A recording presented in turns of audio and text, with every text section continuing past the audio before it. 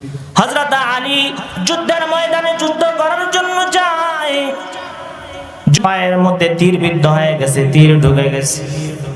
সাহাবারা অনেক চেষ্টা করলেন তীরকে বের করার জন্য, কষ্ট লাগে, বের করা যায় না।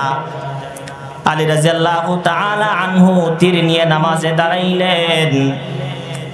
অন্যান্য সাহাবারা এসে দেখে আলী নামাজের মধ্যে দাঁড়াইছেন। সাহাবারা নামাজরত অবস্থায় এক পা থেকে জোরে তীরটা বের করলেন। আলী রাদিয়াল্লাহু তাআলা নামাজ শেষ করে দেখলেন আশেপাশে সাহাবায়ে কেরামরা ঘিরে ধরে আছে। আলী রাদিয়াল্লাহু আশ্চর্য হয়ে গেলেন, কি ব্যাপার, এত ভিড় কেন? সাহাবারা বললেন, হুজুর আপনি যখন নামাজে দাঁড়াইছেন আপনার পা থেকে আমরা তীরটা বের করেছি।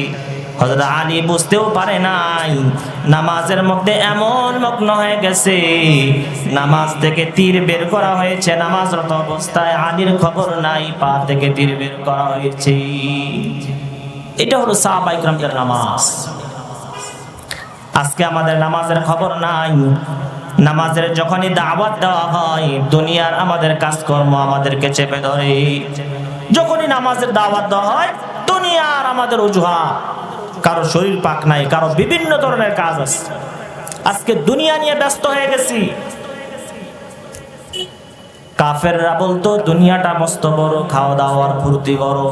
আমাদের স্লোগান হয়েছে এখন দুনিয়াটা মস্ত বড়, খাওয়া দাওয়ার ফুর্তি করো। এটা তো কাফেরদের কথা। কাফেররা বলতেন ওয়াকালু ইন্নিয়া ইল্লা হায়াতুনাদ দুনিয়া, দুনিয়ার জীবনটা হলো আসল জীবন। ওয়ামা নাহনু বিমাবউসিন, কাফেররা বলতো আমাদেরকে আর আল্লাহ পাক জীবিত করবেন না, মারা যায় গেলেই শেষ, সব হিসাব নিকাশ শেষ, আল্লাহ পাক আর জীবিত করবেন। এটা কাফেরদের স্লোগান। আল্লাহ পাক আমাদেরকে উঠাবেন কিনা বলেন তো? এই জীবনের পরে আরেকটা জীবন আছে কিনা? এই জীবনের পরের জীবনটাই হলো আসল। আল্লাহ বলেন ওয়ালাদ দারুল আখিরাতু খায়রুল লিল্লাযিনা ইয়াত্তাকুন, আখিরাতের জীবনই হলো আসল জীবন।